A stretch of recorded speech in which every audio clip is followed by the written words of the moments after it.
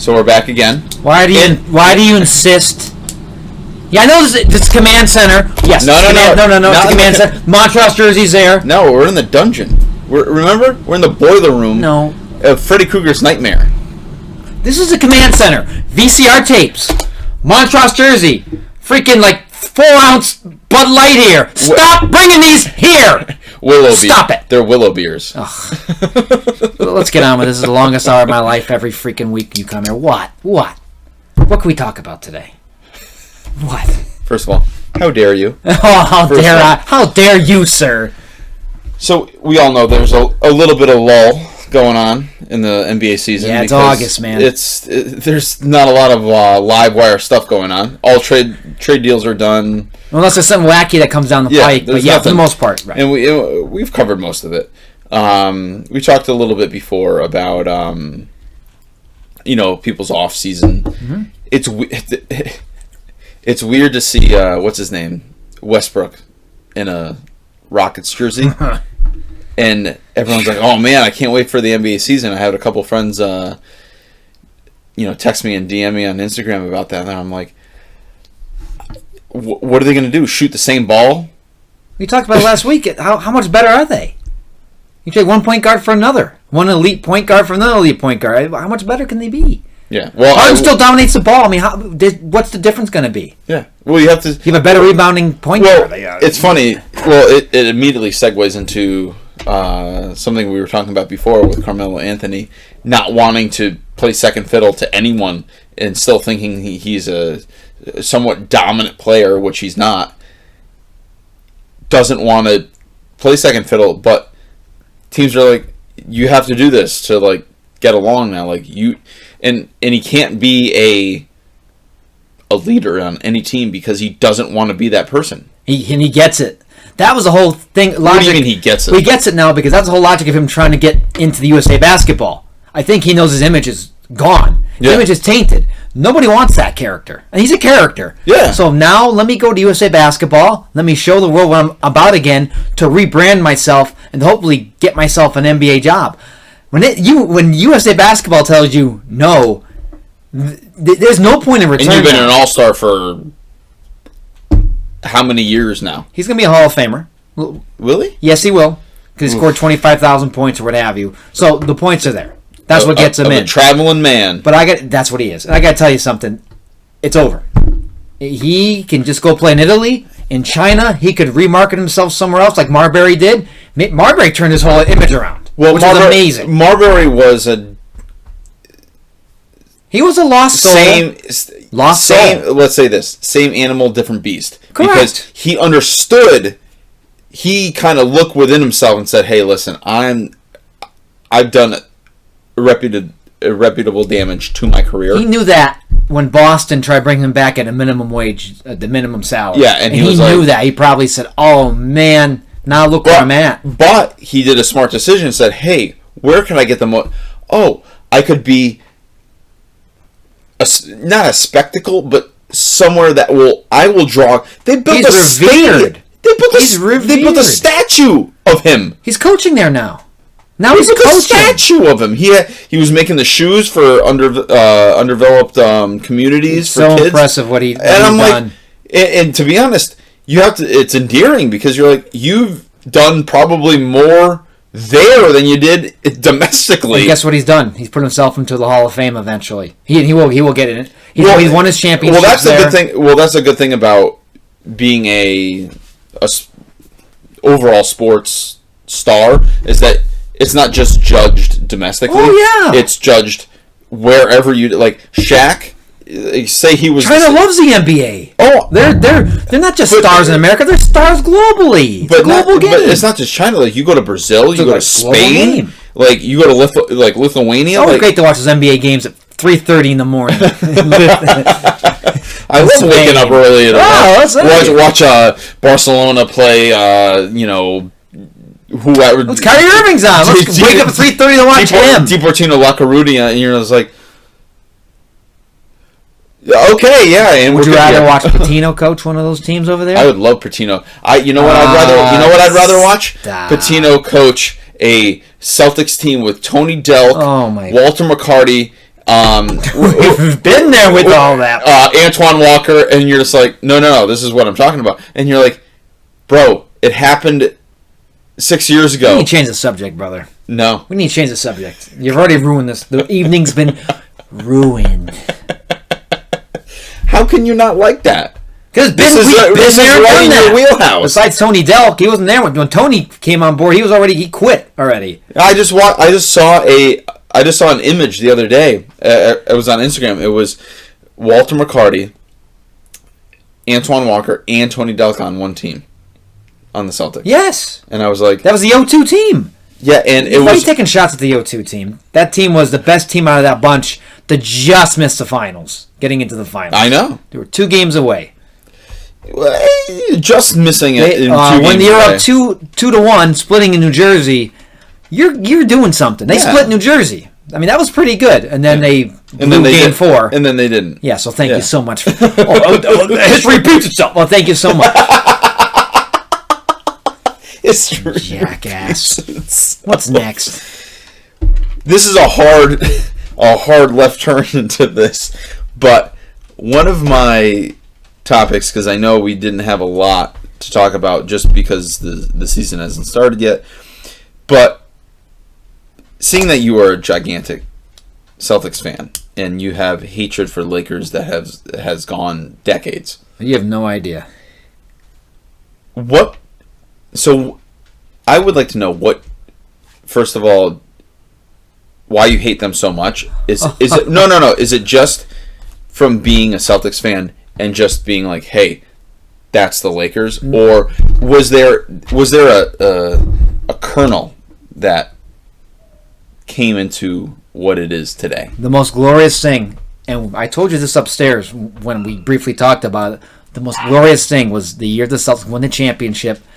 Kia sent me out to California for... What year? This was in 2008. Okay. Sent me out for, a little work conference and talking to all the bartenders and talking to all the bellhops, wearing my Celtics stuff and just being, I know you're a Lakers fan because you just told me you are.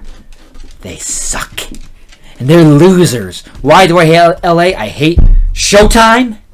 I hate the late arriving fans. That drives me up a wall. You don't see that in Boston. You see it in Miami too. That drives me nuts. In first quarter, there's nobody there. In second quarter, they start showing up. I hate Magic Johnson because he got his coach fired because he didn't like the coach after they won a championship. That blows my mind. When was this? What year? This was probably back in 1980. Yeah, I want to go back to like the origin of the hatred. That's where it started. Yeah, no. That's Showtime. That's where I want to start. I hated Showtime. Glitz and glamour. The Celtics were about grit and grime, while the Lakers were about glitz and glamour. And I couldn't get behind. I don't get behind that. That's not basketball. Magic Johnson's high dribble. It's also we're also East Coast, West Coast basketball. Like it's cold, it's nice. It's like I get the contrast. I detest Showtime. When I was a little kid when Kevin McHale clotheslined the crap out of Kurt Rambis. That maneuver changed the series. It was all Showtime before then. Then it became the grit and grime.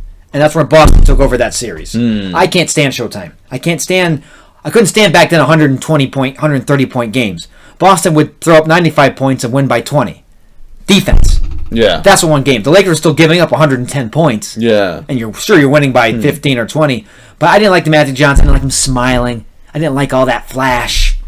Kareem Abdul-Jabbar was just this aloof guy in the middle. Great basketball player. I just didn't like him. Yeah. But it's not like he, amazing player. Didn't like score the most points in NBA history. He was just an aloof guy, and I just sat there. I remember one time he started yelling at Bird. I'm like, oh my God, get out there and play, Kareem.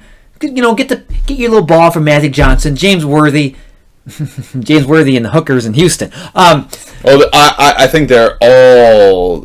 James Worthy. I think they all. That's what Michael Jordan. I remember reading about Jordan rules, and that was something that was brought up in the book when Worthy, that lifestyle gets you.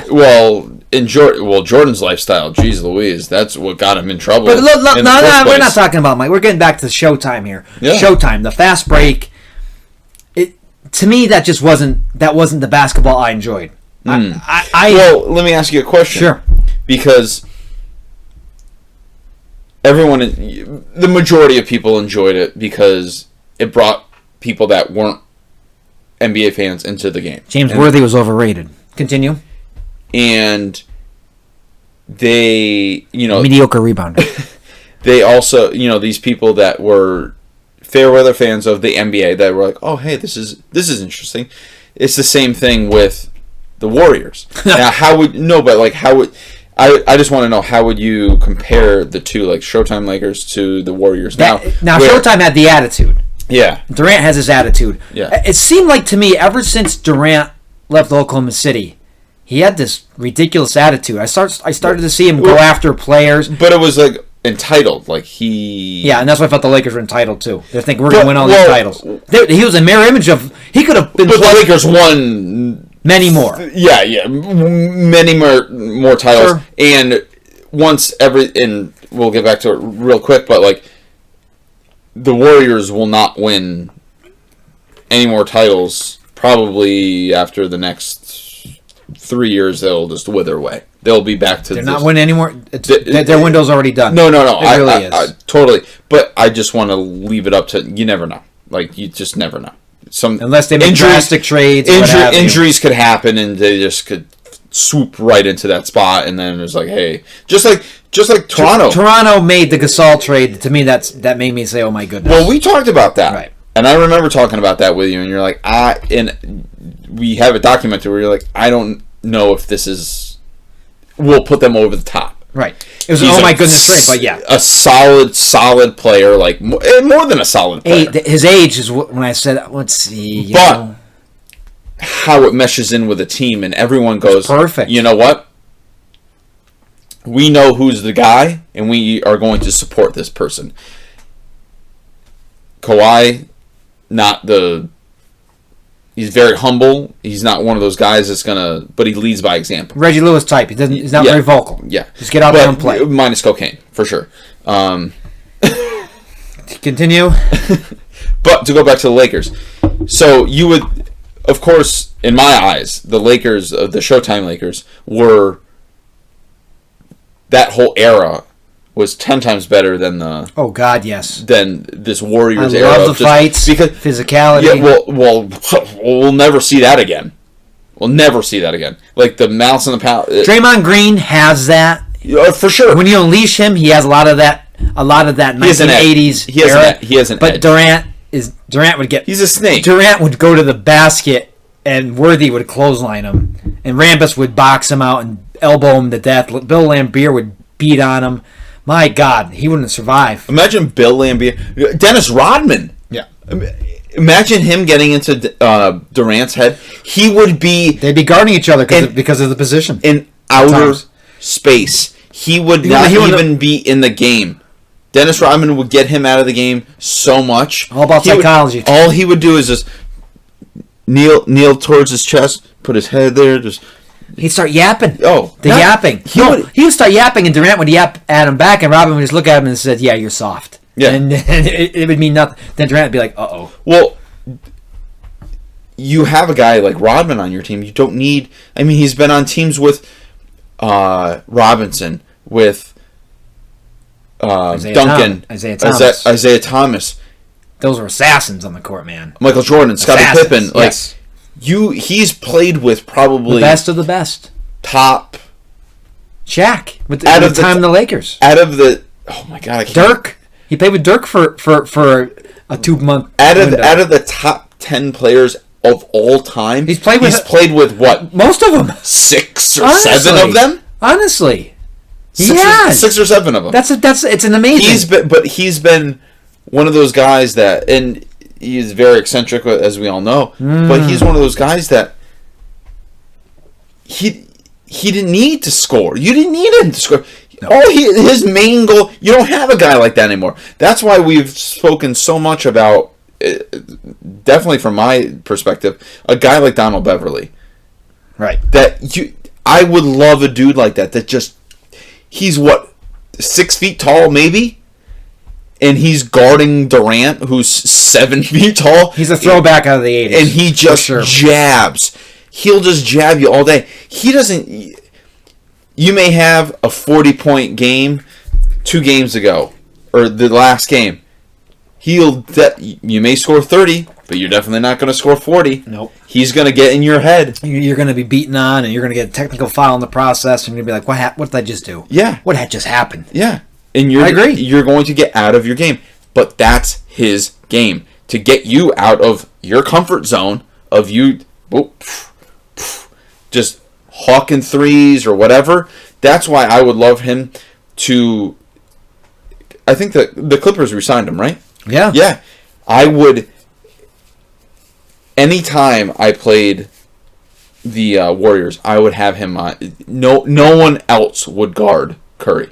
No one. I'd be like, dude, you're playing the whole... Anytime he's on, you're on him. Well, you see what happens. They both get teased quick early in the game. You see he gets in his face right away. Yeah. Now, sometimes it works. Sometimes Curry still goes out for 40. But you know what? 2 games, you play for 2 games, the Clippers won. You play the and that worked. But you play the odds. Right. You play the odds on that. You go, I'm going to have someone else. Now, more than ever, you're going to have him. You're going to switch off 3 players. You're going to, okay, Kawhi's on me. Oh, crap. Paul George, oh, man. Don Beverly's on me. Oh. That's a hard... It's going to be... It depends, too, on the referee crew. If you got a good veteran referee crew, Beverly's going to get away with murder out there, and that defense. But imagine that. But imagine that core, those 3, in the late '80s, early '90s. They fit fine. Actually, all the way to the 2000s, they get away with murder. Yes, they would. With the hand checking rules before they changed, absolutely. Just like going like Beverly this to your chest, like Beverly would be all over the guy. Oh, it would be amazing. I would, and that's, to me, that's what. I have so many friends that are like, I can't watch the NBA. I just can't do it. The hand checking rules killed like Derek Harper and all those guys, and it really took away. It took away something out of their toolbox. I totally get it. I love the physicality of the hand checks. Yeah, I do. Well, big part of the game, which they got rid of. Yeah, it's a shame. It's funny because so part of the Lakers, we were talking about how you just hated them so much. Still do. Well, of course you do. So I have 2 things. Your realistic thoughts for this season and going into next season, 2019-2020. They have a good core. Who's the third guy? No. But I'm saying they have. Who's the third guy? They're better than last year. Yeah, Davis to their team. Yeah, that's a no-brainer. So comment. Playoff bound, even if LeBron gets hurt. Yeah, they're playoff bound. But where they end up, you think? Who's the third guy? Answer who the third guy is. There's no third. Who's the third star on that team? That's why they're only going to be destined for a second round, as far as I'm concerned. They're a second round team. You know that. You never know. Like I said, LeBron's getting old. He's going to be a year older. You never know. That's in my eyes. At this stage, like, so many people are getting hurt. Like, Clay's getting hurt. Steph Curry, he rolls his ankle. It's amazing. He's out for 30 games. You're just like, Jesus, that's Boogie gets hurt. Boogie gets hurt. You're amazed how many 3 big injuries to that team. The odds are never good. You can't roll 7s in Vegas. They rolled 7s 3 times. How's that possible? Yeah, in their whole dynasty, which I don't even consider a dynasty because it was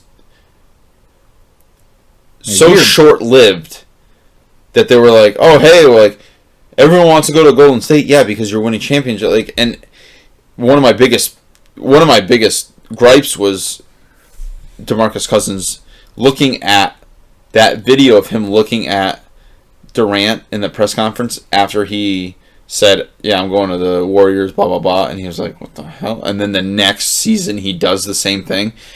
I'm so glad he didn't win. I wish upon wishes that Durant never won one just because of what he did. And he won, 2? It infuriates me because they're not well deserved. You Karl Maloned it, and you won, but you won it. You're Gary Payton. In my eyes, Gary Payton's better. Gary Payton Gary took his licks. Gary won it as a backup, and he played the best he could. And that's when these superstars, when they realize, I'm not going to ask for the mega money. I want to win a title. I'm going to go to Miami, and I'm going to get me a title. Yeah. And that's what he did. Give him credit. Oh, no. I'm Hall of Famer, and he got a ring at the end of his career. Let me tell you. Fantastic. And I'm no Gary Payton fan, believe me. Why? He talks so You see him in the big... Oh. You watch a Big Three? Yes. That's all he does? Yes. He's a coach? That's all he does non-stop As a player, talking. it's awesome. As a player, he backed it up big time. No, for sure. It took him a little while. He was picked second in the draft, and it took him really 4 years. Was it Oklahoma State? No, Oregon. I think it was Oregon. Yeah. And he didn't. It was not a good start. And Seattle wasn't very talented when he joined them. Dana Barros, Sean Kemp was still. They were still figuring that out. Barros wasn't it? Yes, he was. Kemp and Barros were in the same draft. Kemp and Barros were picked one after the other. I thought you were talking about Peyton. Yeah, Peyton was on that team too.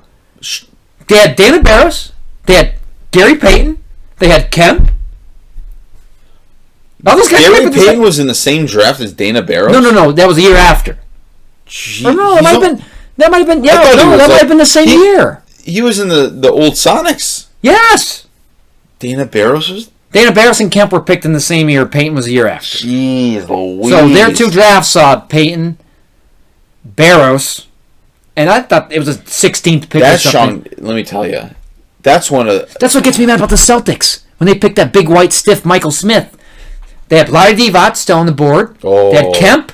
They had Barros, so they ended up getting... Let me tell you, Vlade was incredibly smooth.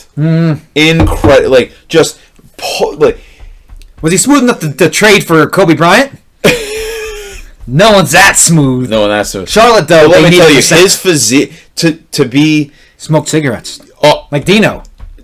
That was my our profile picture on Instagram is Dino Raja. And let me tell you, that's the culture. He had that physique of someone that drank...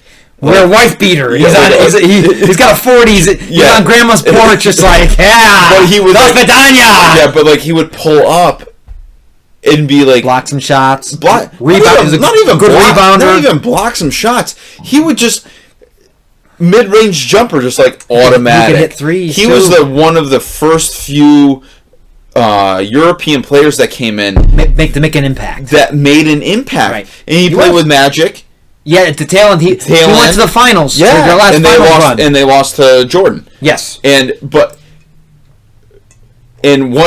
of my favorites of all time, the 30 for 30s, was the brothers with him and Petrovic. Yes, and he would go back to them. I mean, it almost brought tears to your eyes. I mean, they were enemies for a long time. I mean, you knew how hard those guys went. The countries were so.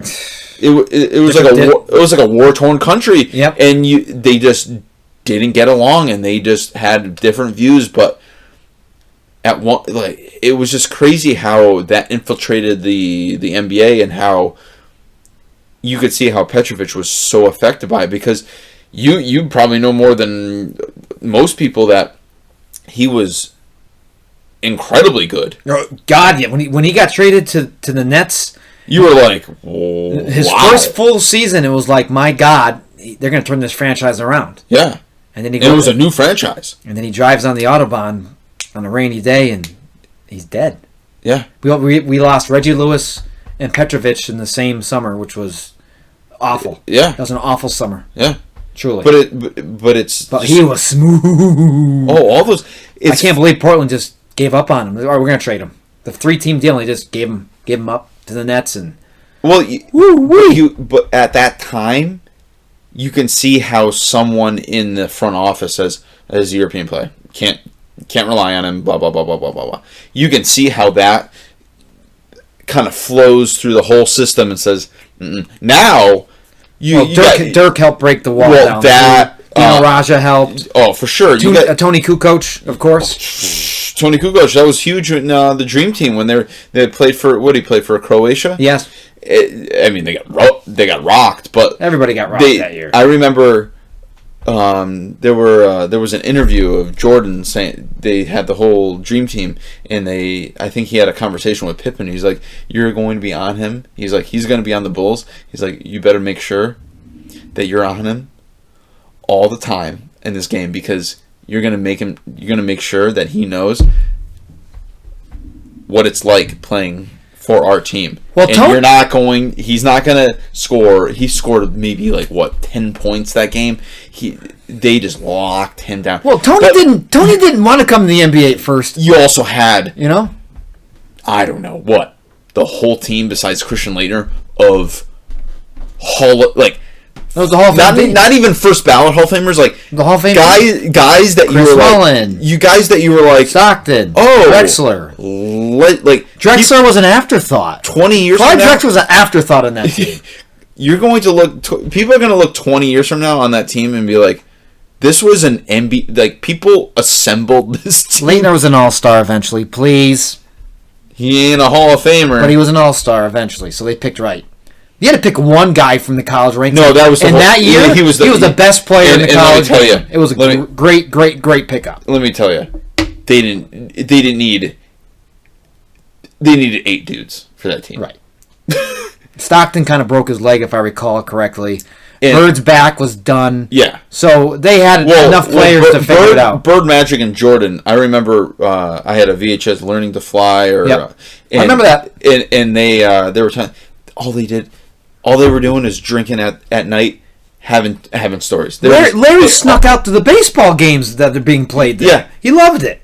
All they did was just talk about whatever. They were just shooting the shit at night, talking about old stories. Like, I remember when we played against this. And I can only imagine what... And then Jordan, from what... What's Angola going to do to the United States, besides Barkley smashing his elbow through the poor guy? What are they going to... Angola versus America. Angola. Lithuania was playing with T-shirts. Yeah, Marcelonis, right? Yeah, we had those... The tie-dye T-shirts. Well, they had the tie-dye T-shirts, and every game we won by at least 40. It was a blistering... The finals, the first half was interesting, and then it became not interesting in the second half. Because those guys turned it on. It was so fun to watch. But it actually segues into something else that I want to talk about, because it's something like LeBron does when he's like... Or Kobe. They can turn it on and turn it off. Yes. They can say, give me the ball out of the way. Out of the way, Peck. Give me the ball. All teammates aside, just I'll take on the whole team. It doesn't matter. Right. I'll steal. I'll do everything, and it's insane when you watch it, because I remember coming back to my my dorm room when Kobe had that 81-point game against Toronto. Yep, Toronto. I had my roommate and I were like we put on ESPN, and my roommate goes, whoa. Is the ticker right? And then we saw and then we got the live update, and it was like Kobe Bryant scores 81 points, and we're like, what? How? That was the first thing we were like, how did that happen? Those dudes can just quickly just when your teammates are stinking up the house, guess what? Give the ball out of the way. Yeah, out of the way, Peck. Yeah, they scored. I think they scored 80-something points that game. Or, they scored more than that. Oh no! Combined with him and Kwame Brown, they scored 83 points that game, and Kwame Brown scored 2 points. I knew it. You just said it. I think that Bill Wennington said that too when Jordan scored like 55. He's like, we combined for 57. But it's funny, Kwame didn't say that. There's someone else said that. Kwame, he was an easy target. Pray for that man. I don't know where that guy is. That was Jordan's fault. That was his pick for Washington. First round, first pick. God. Kwame Brown. What a disaster. High school pick. And let me tell you, that has plagued that franchise. That's just what that franchise is all about. They've never, and now they've... In the late 70s, they won their title. And now they've... Unseld. Hayes. 70s aside. They've given... Andridge. Now they've given... Show some respect for this. For for the Seattles and the Washingtons of the late 70s. Those are the teams winning the championships then. Oh, really? Golden State?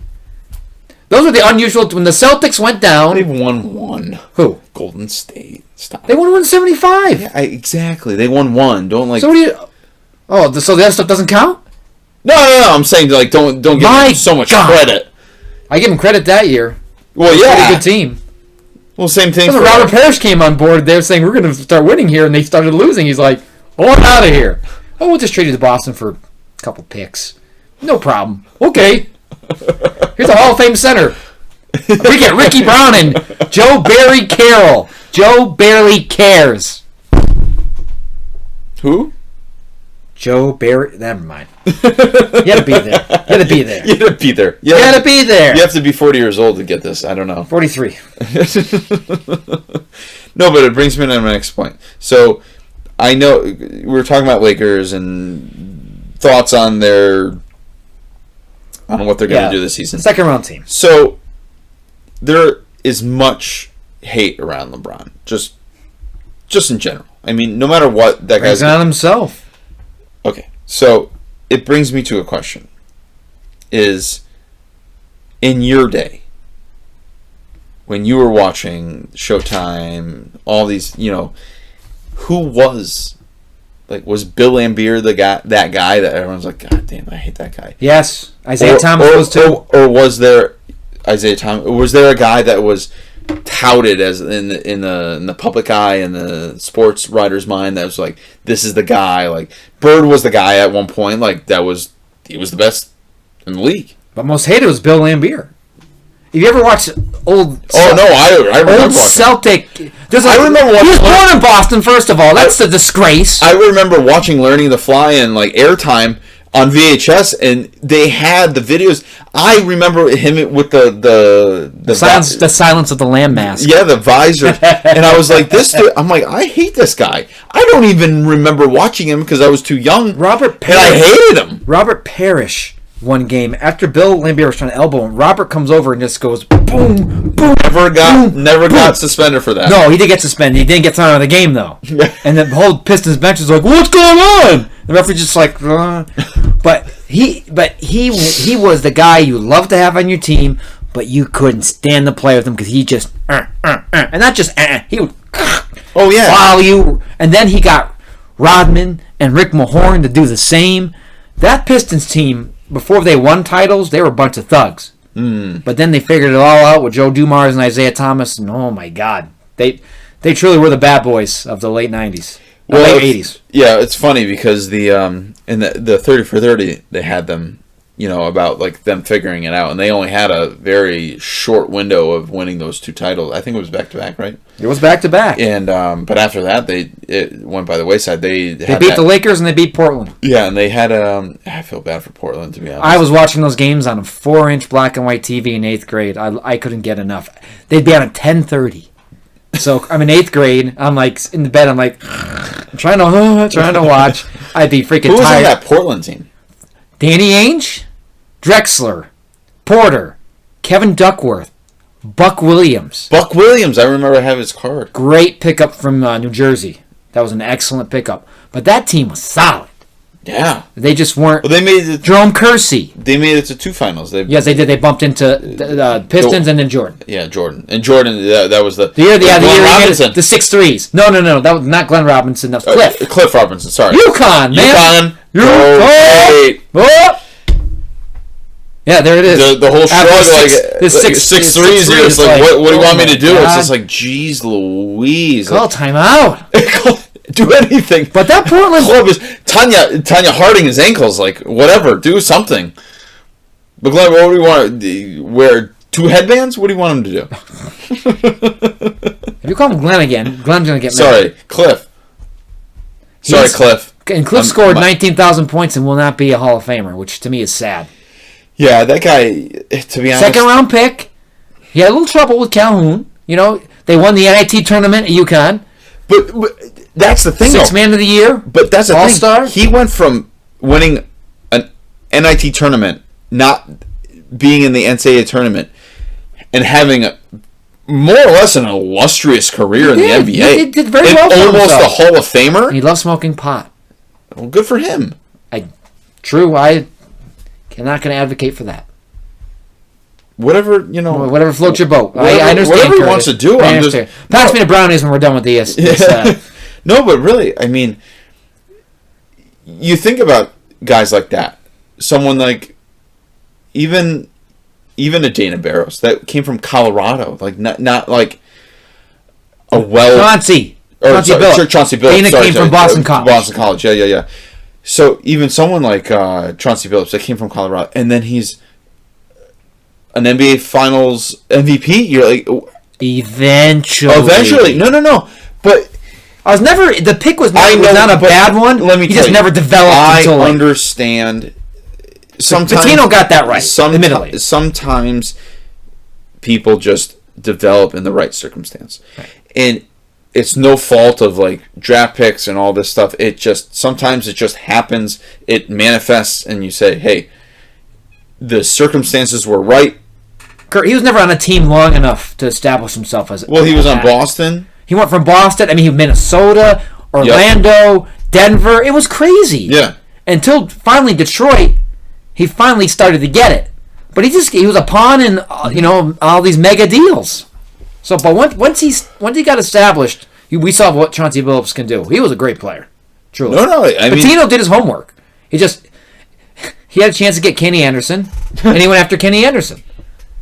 By then, Kenny Anderson was only and he was great with the Nets. He was fantastic. He was great. He also after Portland. Yeah, well, of course, but yeah, no, I don't know. It's funny to me because we were talking about hated athletes and LeBron and everything, and I know he does it to himself with. It's a different. We live in a different age of what it was 10, 20, 30 years ago. Of course. And he has to market himself. Yeah, I mean, he wants to be a billionaire athlete. So he will be. He's doing Space Jam 2 and all this stuff, and like he needs to be on social media, and if you want to do that, you need to be in people's faces, and I get it. And to be honest, I'm a fan of his because I think I'm a fan of his playing basketball. All of his other stuff. It's like it's white noise for you. It's fluff. Like sure. I don't follow him on any sort of social media. You enjoy the athletic party. The athletic when he's doing stuff on the court, I'm like, God damn, like I don't think we've seen someone that's this athletically gifted playing basketball. Not at his size and weight. No, exactly. His dimensions, everything like of what he can do and what he has helped his other teammates to do. Like he goes on a team and they're immediately everyone's like, oh man, they probably will go to the finals. Conceptually, like not like hey, this. Except last year. Yeah. No, but he was also off for injured for blah blah blah 40 games. Well, the Celtics. Oh yeah, dead last. Yeah, they had a good year though. They got further than the Lakers. Yeah, and that's a win. Yeah, put a banner up for that. No. Put a banner up in Boston for that. Yeah, no, that's that is going to be the Patriots mindset when Brady retires. They're going to be like, well, we have more rings than you do. Okay. You're talking about your buddy Chuck there. Your buddy Chuck thinks they're going to be the greatest team of all time forever, and he may be right. Right, Chuck? I love his beard, but that's it. That's it. Sorry, Chuck. You're a piece of crap. He really is a piece of crap. I live in New York, but I like Tom Brady. Idiot! Idiot!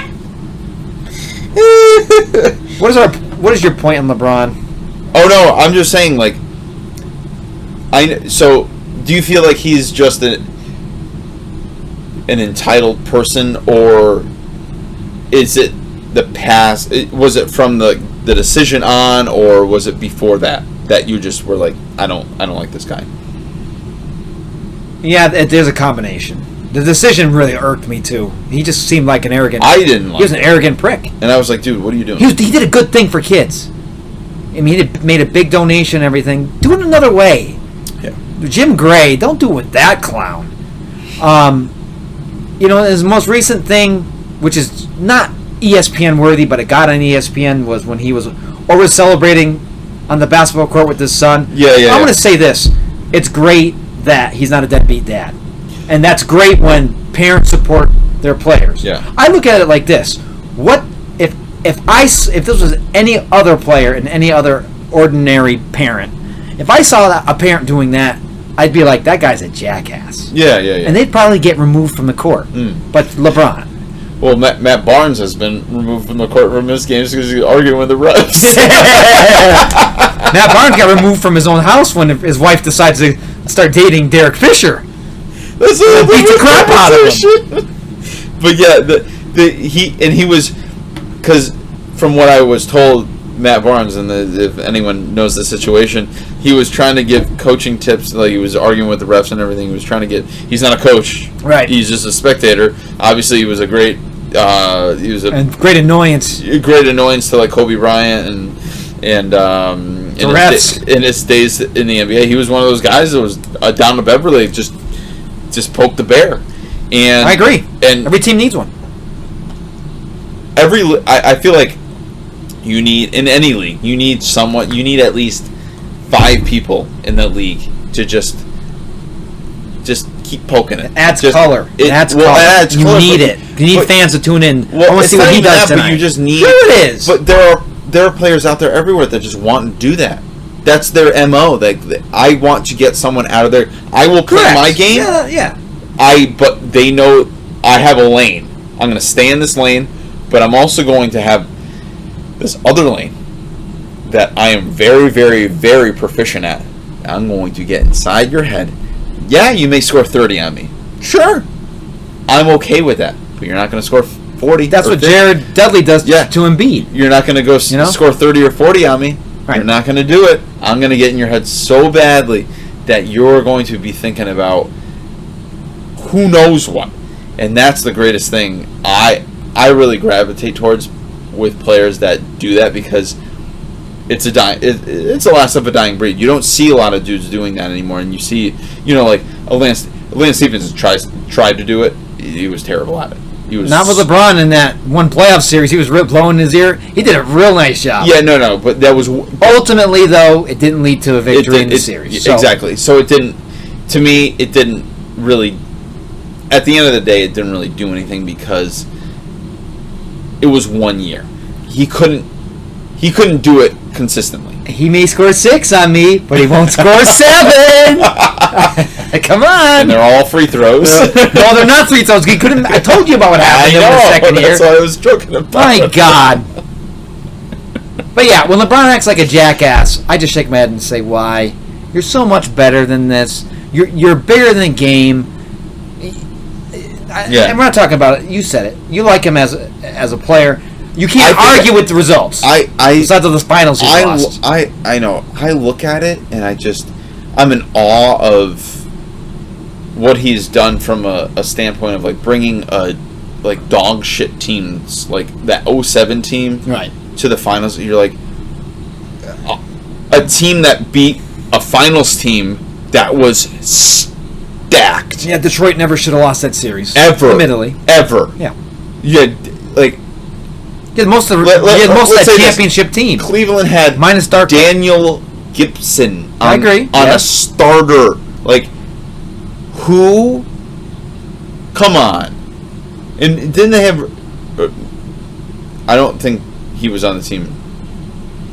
You'll correct me if I'm wrong. Ricky Davis, he was not on that team. No. Mr. Triple-Double himself.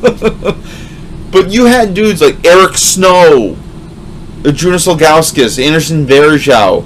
Right. Like, dudes that you're like, what? Right. Come on. You brought that team to the finals?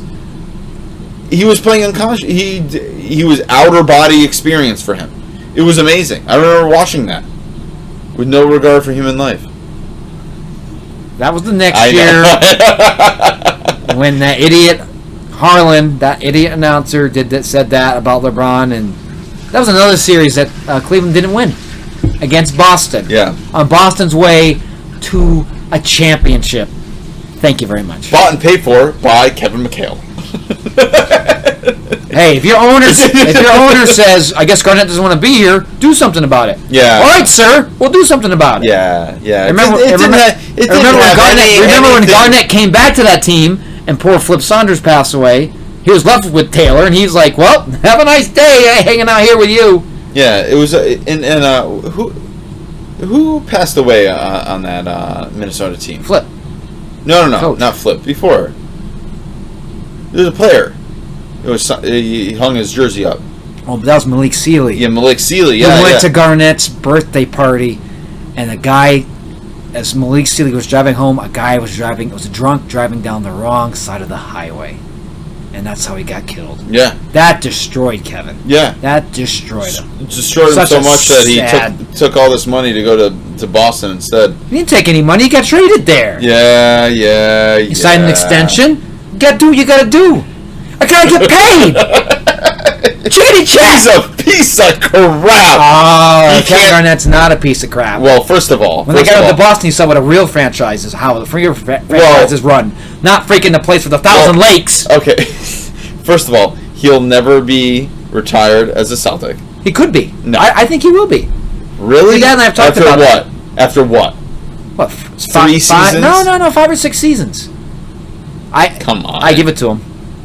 For what? One championship? Defensive Player of the Year. Fuck off. No, I give it to him. A retired Celtic. Yes. He spent his 95% of his career in Minnesota, and you're going to give it to him Well, it's not 95. That's your claim. Your math is off once again. Oh, I'm sorry, because he played what? A year in Brooklyn? Because your boys... First of all, it was a year and a half. It's not my fault that freaking Billy King said, we got all these all-stars here. Let's give away all 4 picks. Because your all 4 picks. He could have 1995. Because he could have declined it. He could have declined a trade, but he goes, could've. no. I'll go somewhere else because that's how dedicated I am to the Celtics. He loved Paul Pierce. He wanted to play with Paul Pierce in Boston. Yeah. That was a big motivator. Yeah.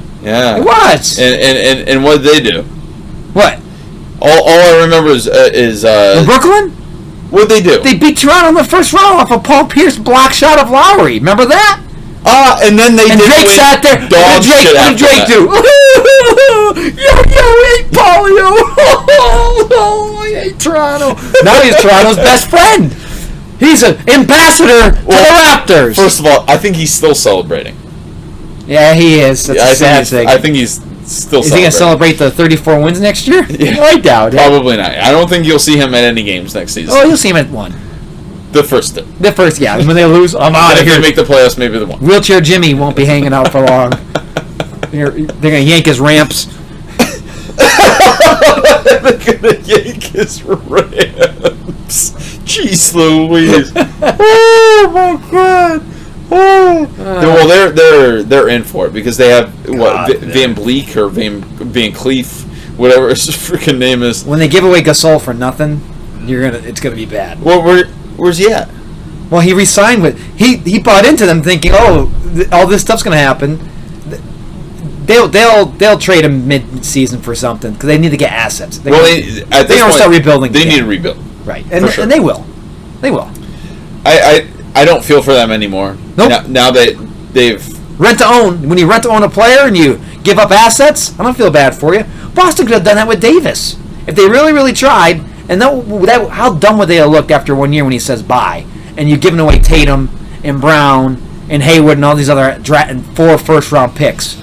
Yeah, you can't do that but for a 1-year rental. Yeah, but you know more than anyone else. Like Boston's not the team for next year.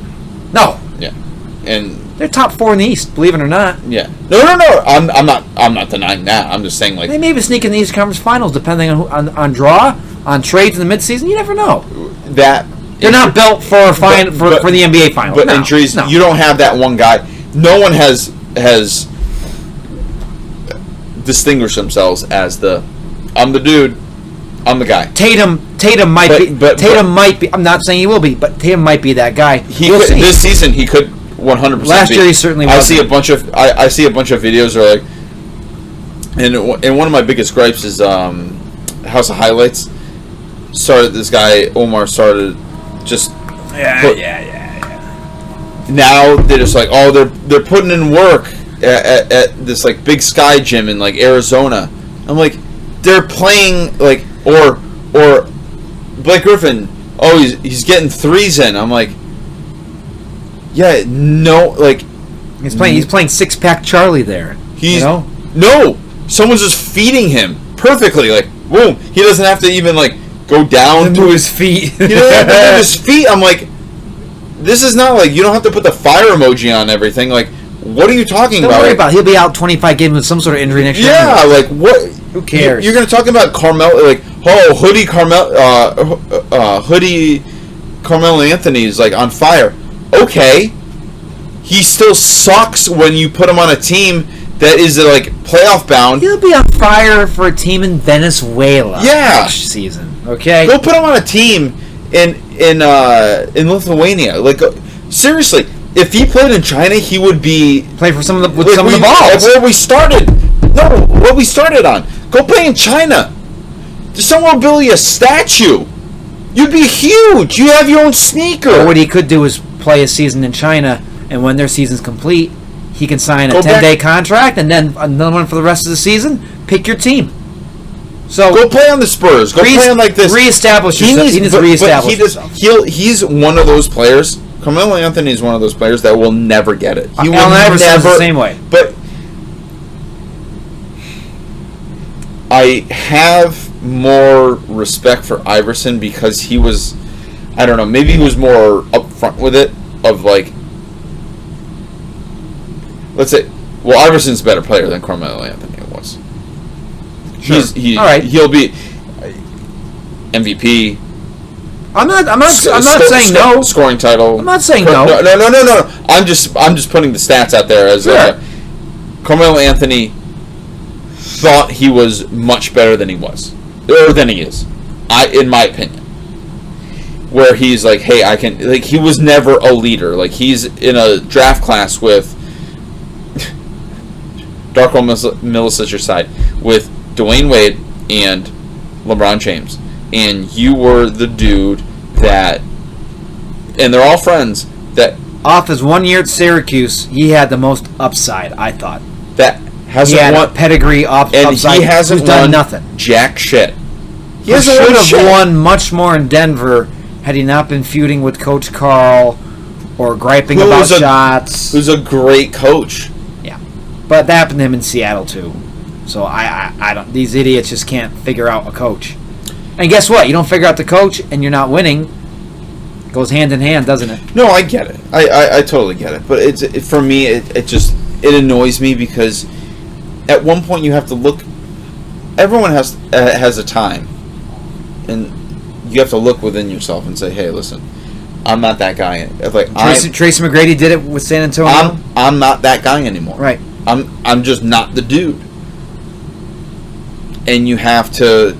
When you identify that in yourself, and you defer to someone else, and you can play another role, I can only imagine at that point it's very, very, very humbling, where you have to swallow your pride. I can only imagine being an all-star and being what Carmelo Anthony was what top 3 draft pick, top 5 for sure. Yes, I don't know. It was like 1 through 5. He was within there. All his buddies were there, yes. And someone being like, and he's, what, my age, older, being like, you're not that guy anymore. And someone's like, and you're saying, no, that's not true. I'm that guy still. It's like, yeah, but look at your numbers and like look at what your team has done. And I can't pay you like.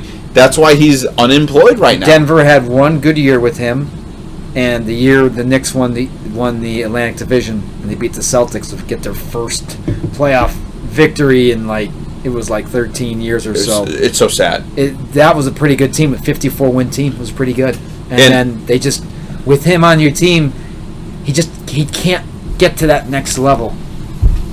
He just can't get to the next level. No. It's funny. I'm glad I I brought it around to that because that Knicks team was like the last shining moment for Knicks fans to be like, oh, absolutely. yes, this is like, hey, we're going to make playoffs. I don't have an NBA team to root for. And I've been thinking about this a lot, actually, in the last, I don't know, couple weeks. I'm a New York Giants fan. I'm a New York Yankees fan. Oh, here we go. Should I wallow? Absolutely not. Wallow Absolutely not. in the terribleness of adopting. I mean, being a Knicks fan and being like, you know what? I'm gonna own it. I'm gonna own it. I'm not. The last team I rooted for was the Orlando Magic, and it was totally based on players. I didn't like the Celtics because I just didn't like them. I grew. No accounting for taste, scumbucket. I grew up, and Your dad's a Celtics fan. True, My but brother-in-law's a Celtics fan. but well, I grew up. I didn't know you. What are you talking about? I don't know you either. That's you aside. My dad didn't instill any Celtics on me. I grew up soccer. So for me, when I started liking basketball, Not a sport. how dare you? The most popular sport in the world? Yeah, sure. Yeah, see. When I started liking basketball, it was. I took you to a Celtics playoff game, one of the most exciting games This was in the decade of the 2000s. 8 years or 6 years after And the place was I going started crazy. watching NBA. The place was going crazy. How'd Paul they- Pierce scored 46 points. How'd they- How dare you? How dare you? Did they end up? We talked in about that this already. We talked about playoff that. series? No. They're up. They beat We're- the Sixers. They beat Detroit. and they ended up They're up 2-1 against the Nets, and then that's where my vision goes. a little hazy. Yeah, I don't know what happened after that. So why would you? Why? You know But they what? lost. I like. Well, I want. You're a diehard Giants fan, and it's sad. It's not shame. It's sad. They're just a sad team. The Yankees have tradition. It's an awesome team to root for. Well, that's one thing my dad actually Right. instilled on that. Those were the two things. He never instilled any Celtic stuff on me because he was like, "Oh, the Giants." You were too young to see. But I'm a Giants fan. You were too young for the 1994. I was born in 1984. The 1994 finals run. You probably watched the 99 run when San Antonio beat them 4-1. That was the strike. That was the year Ewing was hurt and couldn't make the finals. Yeah. I watched the first time I started really actually watching the NBA more or less the playoffs was when it was more or less in high school when they because in middle school I was watching. I remember waking up and my dad cutting out the Orlando Magic beating the Pacers to go to the finals. He cut it out and taped it on my door in the morning because I was too young to. I couldn't stay up long enough to watch it. It's a small world after all. No, I'm singing that. That's what the Rockets went up 2-0 when they introduced the Atlanta Magic in Game 3. They started playing that song. Oh jeez. And it's like, oh, they were unmatched. They were overmatched, and I think that there's a 30 for 30 on it where Shaq and Penny are talking with each other, and he was like, "Yeah," and he tells him he's like, "I just wanted bigger and better things." Yeah, years later they admitted it. We weren't ready for that, and I told you about Jeff Turner and some of those guys. Yeah. This is how Greg Kite. Much as we make fun of him when he was trying to teach Shaq early on in his career, Shaq would laugh at him, and Dennis Scott's like, "What are you doing?" He has title rings from Boston. Yeah. Listen to the guy, and Shaq would admit later on he was trying to teach me. I didn't listen. Yeah. So that I agree 100%. But it's funny because now that we have kids, I think about all those times where I'm like, yeah, you don't know what you're talking about. Like, I'm gonna do this, or I'm gonna go to college here. Or I'm gonna do this. I'm gonna do that. I know better than you. And having that conversation with your child, it's almost like having that conversation with someone that you're trying to cultivate. Right. And a team to be like, dude, do you understand, like, your athletic prowess, first of all? Like, what you could do, like, if you just play the system right now, like, you're not going to win a title in the next 2 years. Just know that. Like, but have the groundwork, build upon that, and then it's going to be just endless. Like, you could win titles 6 years in a row, and it's like, you're like, Shaq is such a dominant player at the time, like, and for his whole career, he could have won titles probably. He probably could have won 6 titles, 7 titles easily. When Orlando got Horace Grant, I thought that was the tipping point. Yeah. And I'm sure. And it wasn't. And they thought it was because they paid him. Well, they also beat the Bulls. That was the last time anyone. That was the Jordan comeback. Yeah. But they also beat that team, and the only team that beat them right in the playoffs since Jordan was not Jordan was after Jordan, they finally got by Detroit. Yeah.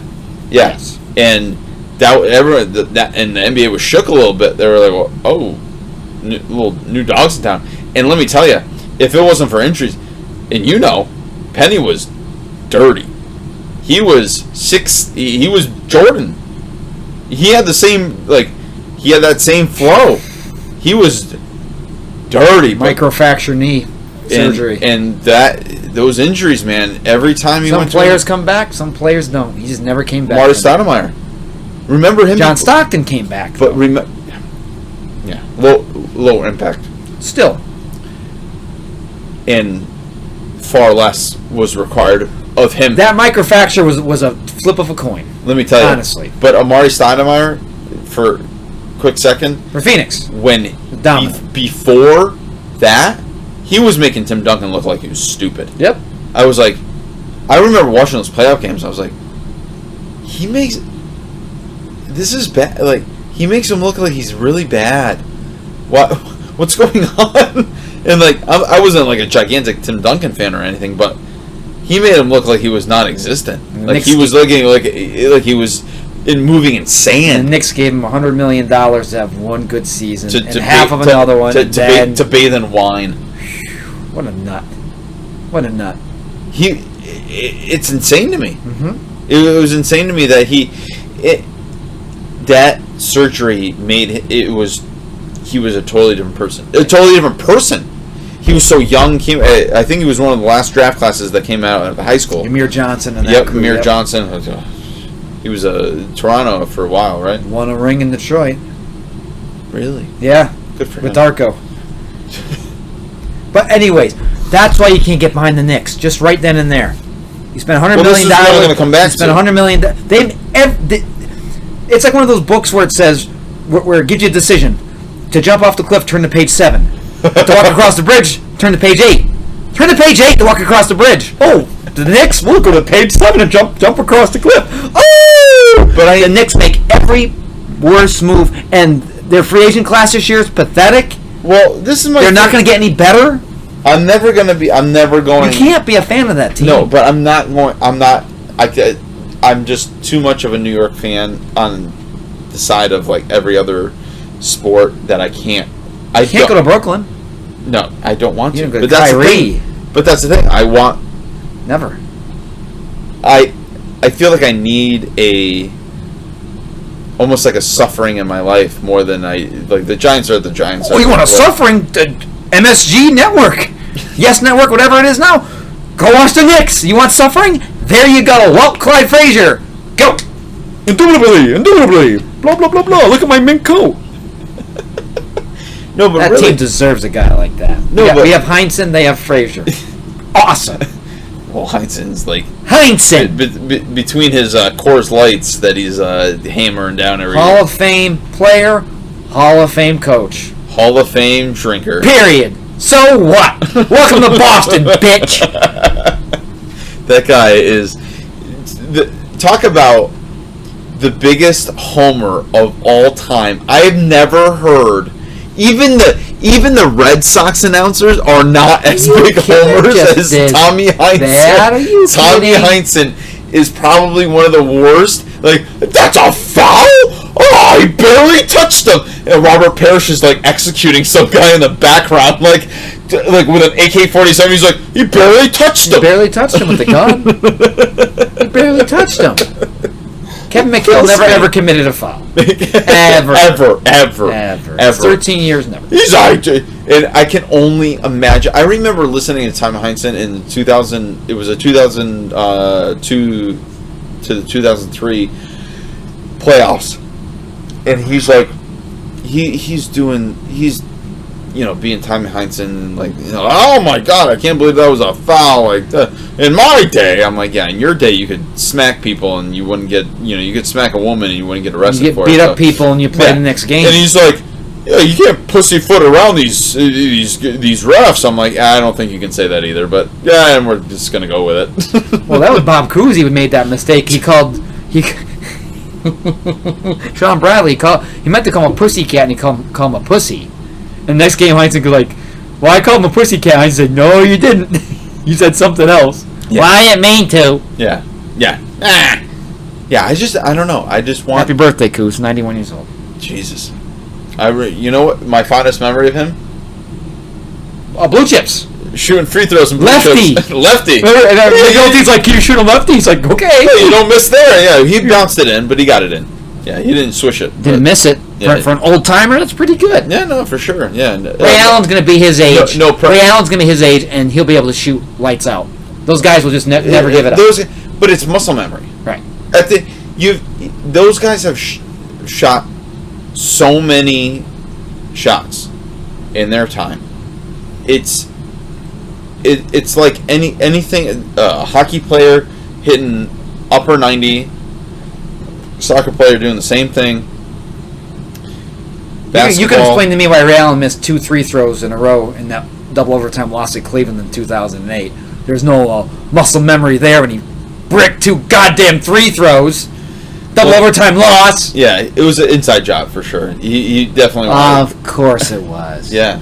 Well, I don't know. Ass. He was playing on your boys' team, Montrose's team, right?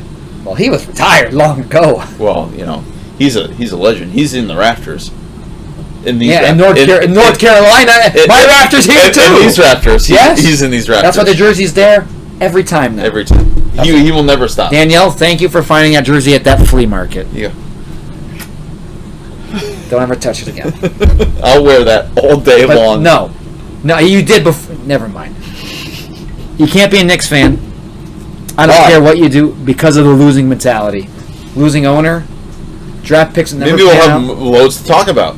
We will have loads to talk about. Please start watching those games. We'll talk about it all day. No, I would love it. Be a psychologist here. My thing is that, first of all, it would be hard for me to... I was thinking about it the other day. What have they done since 1999? No. Well, here's my rationale.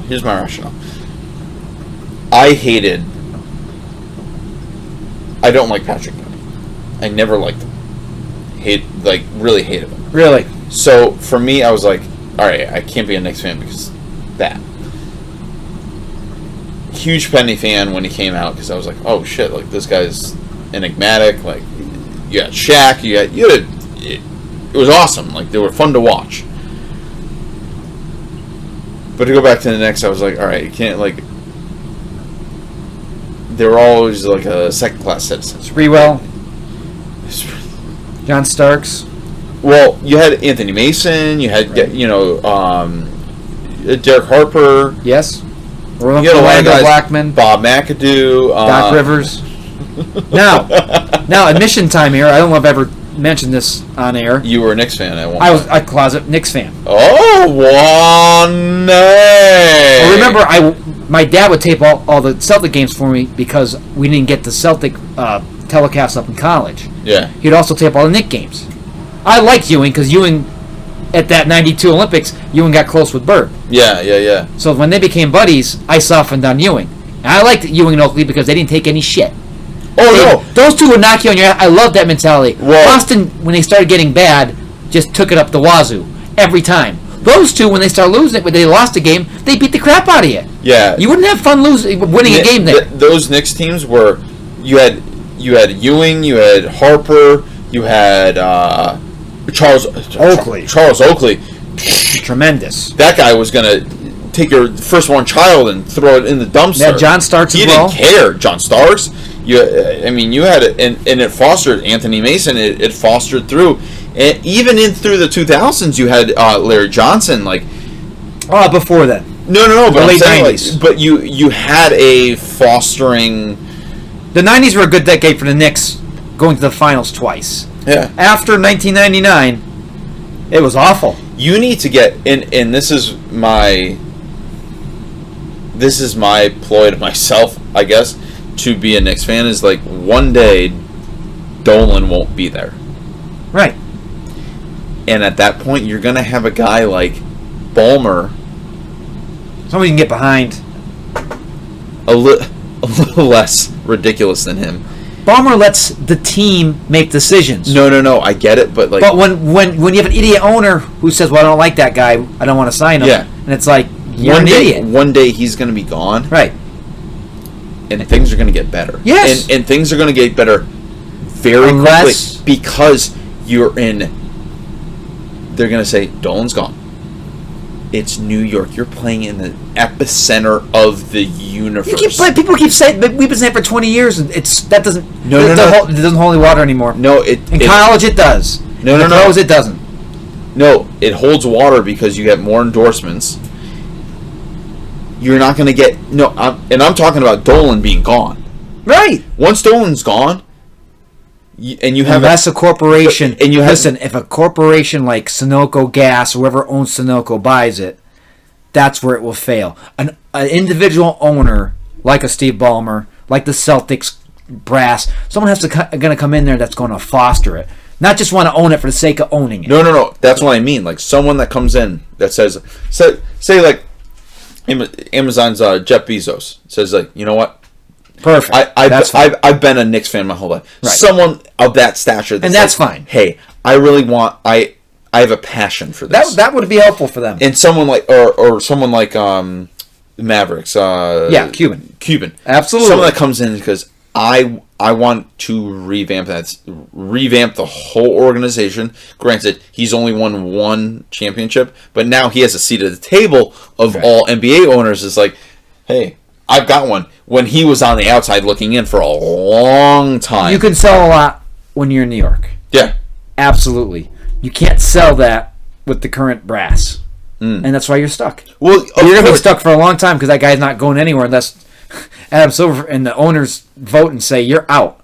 Sell now. They need... Like Sterling from the Clippers. Well, that was... You had to get rid of the racist asshole. Well, that was the thing. It's like, dude, they probably were like, you could have done anything else, but you did this. Like, really? You let this 19-year-old girlfriend record you saying, like, all this... Like, really? You had one job, not to do this. You could have done anything else, and we could have just let you go. But you did this. And there's the whole thing with they should just say don't. Like, they should have a process in place. You've done nothing in your ownership. You're just maintaining. You would have a couple. You have a couple different franchises. While he's raking in money because.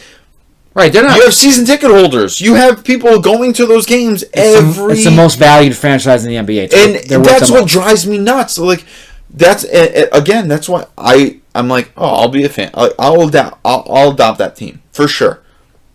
Their fans are idiots for going back for that. They should finally say, we've had enough of this guy. We're not buying you season tickets anymore. But no offense to the Knicks fan. No offense. Chuck, no offense. They all go. He's a loser. But they all still go. He gravitates anything towards winning. Right. Then he's not a Knicks fan then. But they all still go. So it's their own fault. It's the culture. It's your own fault for continuing to support a team that sucks. It drives me nuts. It drives me nuts to see a team in the biggest market in basically the world. When the Celtics sucked in the late 90s, did they sell out all their games? No, fans got tired of it. And they showed their disapproval by not going to games. And they also show that they played games in It was Fleet Center back then. In the Fleet Center. No, here. Well, they were winning when they were playing here, and it was a good deal. It was $150,000 a game to play in Hartford, and they had Hartford fans. I think the Hawks did that with Baltimore. Then the Atlanta Hawks, the Washington Bullets used to play 3 games in Baltimore. That was a good thing. You want that old school philosophy, but those days are done. Oh yeah, rent-free buildings. You're not going to pay $150,000 to go play. XL Center's not going to do that anymore. They're going to be like, you pay $1 million. Like, nah. XL Center's going to say we want a casino now. We don't need basketball anymore. But I don't know, man. It's deep down. I want to be a part of a team. I want to have something invested in the NBA because we talk about it so much. I want to have something to combat you in some way, to be like, or to have some self-anguish, to say, hey, listen, one day we're going to be good. Like, you can't do anything right in the tri-state when it comes to NBA basketball because the last championship for the Nets was in the ABA in the 70s. Yeah. Knicks was the year 1973? 1973. Well, last thing, dude, that's ridiculous. That's insane. I was just the last time the Knicks were in the finals against the Rockets when they actually went to 7 games was what, 94? It was 1994 is when John Starks went 2 for 18 in Game 7. 2 for 18. The game before we were watching the O.J. Simpson chase. I told you this. We're on this 19-inch TV. My pops and I are trying to watch it. Half it has the chase, half it has like a basketball game. Ewing's dunking the ball. It's like, who dunked the ball? We're only watching 9 inches of the game now. It was awful. Oh, what a time to be alive. So I got to tell you something. You like New York? That's nice. Your wife's from there? That's nice. The Knicks? That's not nice. Oklahoma. Sacramento.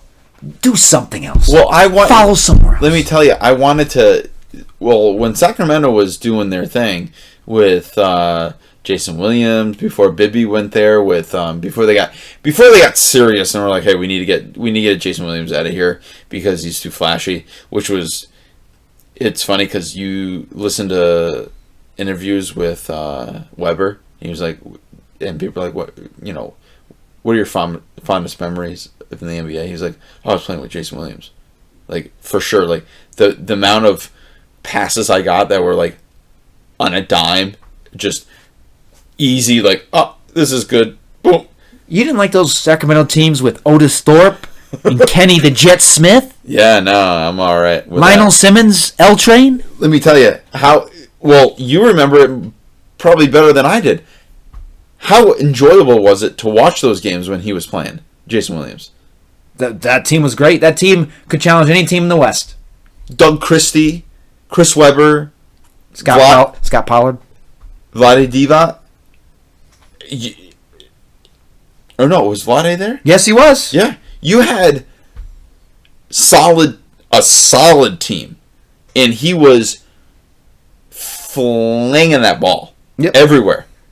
Weber was the man on that team, that's for sure. Yeah, I mean, you had Peja. Peja was a sweet shooter, man. You had dudes, and I think a young Hito Turkoglu. Yep. A young Hito Turkoglu. Lawrence Thunderberg was out coming off that bench there. Oh yeah, he was there forever. You had a quality. I mean, it was a very good team. What is the? Who are the owners of that? They were the casino owners too. They were the Maloofs. Yeah. They. I mean, I don't know. They probably didn't have anything to do with those trades, but at least they allowed the people that were involved to do what they needed to do. Elevate the franchise. To do what they needed to do to make it. Rick Alleman was an excellent coach for that team. Oh yeah, they paid for it. A Portland great. Yes, he was a finals with Terry Porter. Yeah, that was the coach of those teams. Yeah, I mean, they were there. Yeah, they were there. They were right on the doorstep. They were for years. Highway robbery, as far as I'm concerned, but that's another. Well, yeah. The 02 finals, yeah, that was a little highway robbery. That was bad. Bar none. And it wasn't just one game. That was the other thing. It wasn't just one game. Sacramento goes on and beats the Nets. Oh, my heart, and they finally get redemption. And it wasn't even they get redemption. And it wasn't. They beat anyone. That team beats anyone. You have. And Jason Williams was Jason Williams, I think he was traded to Memphis at that time. I think it was Bibby. I think it was Bibby. Yeah. I'm glad Williams got that title he was on with Peyton, Yep. with Miami when he got that title. I'm glad, and he actually played. Yep. It wasn't like it was like Peyton where he was just like a coach kind of player. I'm glad he got something because we're not going to see another guy like that for a while. No. That was just like he was a new age Pete Maravich. He was doing stuff that you were like, what? Like without the scoring. Oh, different. Pete did all that stuff, but different age. He could score 24, 25 points a game, but different age too. Right. You didn't have gigantic. No offense to anyone. Gigantic, athletic black guys everywhere. Like you didn't have a Chris Webber just playing in the NBA when Pete Maravich played. They could do everything. Maravich also played on some bad New Orleans teams as well. 100%. Yes. And what's his name? Jason Williams playing on a bad, a Vancouver team, not even a Memphis team. The thing that gets me about Maravich, and you may not know this, was he got cut by Utah. He signs on with the Celtics the year before they get Bird. And he's in training camp with Bird. Number 7. Yep, he's in training camp with Bird, and he leaves. He left the team. He was done playing. Had he stuck it out, probably would have won the championship. But he left for just personal reasons. I think it was over. Yeah. He just saw writing on the wall. Dave Collins, both saw writing on the wall, and had the two guys just stuck it out. Yeah, it's tough. It's tough. I mean, Maravich deserved a title, even as a guy scoring 5 or 6 points off the bench for what that guy, the way he played in college. Oh my! Averaging 44 points a game in college. Who does that? Maravich. But how many assists too? Yeah, but he was he did everything. Yeah, and the story. I watched a what was it? I watched a documentary about him. Dad both died so young. And but like his dad made him like dribble the basketball everywhere. He was like, you're gonna just dribble down the road, just like complete. And I'm not sure how much he loved the game, but boy, he sure knew it. Well, he knew it, and he just was like, hey, you're gonna just do it this way, and you're gonna be good. And it's like, you live and breathe something so much. Either you're gonna be really good as a player, or you're gonna be really good as a coach. At one point, because there's a lot of guys in the NBA, the NFL, soccer, like that are on both sides of the spectrum where they're really good on one end of the spectrum because they were just introduced to it really early, or they really couldn't do much because their athletic ability wasn't that great, but they knew they were so into the game that they're like, I know what this position is supposed to do, and I know that I need a dude. I know I need a person that is really gritty in this position. I really need someone flashy in this position. And with respect to sports, they're everywhere. Those people are everywhere that just get it. They understand the magnitude of the sport, of that position. And they can just, it's innate. They can just say, hey, you're going to be this person. Or they know how to talk to that person too. Like I'm going to be a coach. And some people are better at, like someone like Magic. Magic Johnson was not a good coach. No, but he knows how to talk to players and be like, hey, you should come play here. I'm cultivating this culture. You should be a part of it. Look what I've done in my career. Leonard didn't want me to be part of that conversation. But you have someone like Michael Jordan that people are almost like, you're almost too good. And people are like, well, I'm not going to live up to your standards. Like, it's... Or, yes, sir, yes, sir, yes, sir. He's about to make the wrong decision. This is the decision I want to make. Yes, sir, yes, sir, yes, sir. That's why they suck. That's why that Charlotte franchise sucks. It's funny you say that. Yes, sir. Yes, sir, Mr. Jordan. It's very profound, to be honest, because... They're so done. Well, no one knows. They're so done. You get rid of... What's his name? They get rid of everybody. You Kemba Walker, your main guy. You get rid of two of the top players. You get rid of your 2 UConn greats. Just saying. With Kemba Walker and Jeremy Lamb. And they got nothing back. And you get nothing in return. You start from scratch. Wait a minute. If you're going to start, they got Terry Rozier. If you start from scratch, okay, you start from scratch. But you want to own it. You got to own it. And my buddy Nick that lives in Charlotte, I'm like, you better. That's your buddy. Anyways, I told him, I'm like, you should go to some games, like, and enjoy the. Well, when Kemba was there, I'm like, enjoy it while it lasts. While it lasts.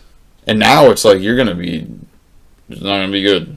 They're going to be battling the Knicks for probably the worst record in the NBA. You think they're going to be even worse than Cleveland? They're going to be worse than Cleveland. Oof. At least they have Sexton. At least they have, Kevin Love. Well, yeah. Kevin Love's there for another half season, and then true, he'll be traded to a contender. Yeah, I feel. To be honest, I feel bad for Kevin Love because I do and I don't. He went there, he got a championship. Stuck it out last season. He's under contract. He had no choice. And now, him and his agent can basically be shopped anywhere. I'd be like, if I was him, I'd be like, everybody else does it. You have 3 years left on your contract. Let me just go looking around. You have 3 years left on your contract. What are you looking around? The team will tell you where you go if they want to trade you. Not you. But guess what they'll do? We'll just go look around for a team. But that's the thing. Nowadays, free agency is a joke. But that's the thing. Nowadays, you can say, well, I'm not happy here. And do you want... Same thing with the people that I have employed for me. I don't want you on my staff if you're not happy to work for me. Did you hire Huey, Dewey, and Louie? Yes. And now you're paying the price because you have Scrooge McDuck running the place. But that's the thing. I haven't hired these people. That's quacktastic. Well, that's quacktastic. I haven't hired these people in my perspective. So for me, I'm like, hey, I'd rather hire people that I know. So if I hired you to work for me and you didn't want to work for me anymore, I'd be like, hey, I don't want you to work. If you don't want to work for me anymore, why would you want to spoil the well? I'd rather you leave. I'd pay you to leave. These are people that are under 5-year, $100 million contracts. It's a little bit different. I understand. But at the end of the day, a Kevin Love in Cleveland, they're not going to go to the playoffs anytime soon. Do you want someone that doesn't want to be there that you can get possible draft picks for? But you need to get the best package. To cultivate something going forward. It's like Jimmy Butler. Oh God! Listen to me. The Philadelphia trade wasn't the best package. When Houston says, "Here's 4 first-round picks," why don't you trade them for the 4 first-round picks instead of Covington and the European guy and Bayless? That made no sense to me. Skip Bayless? Yeah, Skip Bayless. Yeah, it's part of that deal. Skip Bayless, goober. That made no sense to me. Here's 4 first-round picks. Here are restocking assets. Instead, you go after 2 players. One has a bad knee. Well, we just found out about that. Come on. Christ. Yeah, I don't know, man. I don't know. That's why I want to be a Knicks fan. I've warned you.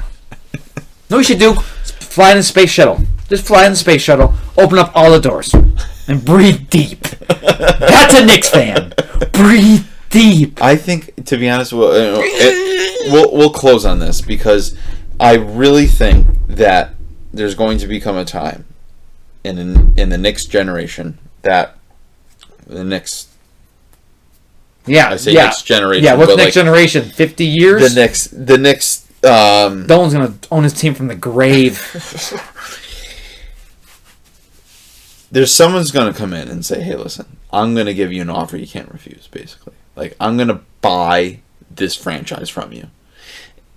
I think he's had those. Really? Yes, and he won't do it. He won't do it. He's just won't stuck in the mud. Do it. He loves being this wannabe rocker, wannabe owner, wannabe whatever, aloof gentleman. He's awful. He is terrible. This team. And let me tell you, it's over. One day, James Dolan, when you see this, one day, I wish I had as much money as you did. Wish. I do too. Wishes. Because a lot of my problems would be washed away. But one of those problems would not be washed away. And it'd be owning a franchise that fucking sucks every single fucking year. 877 cash now.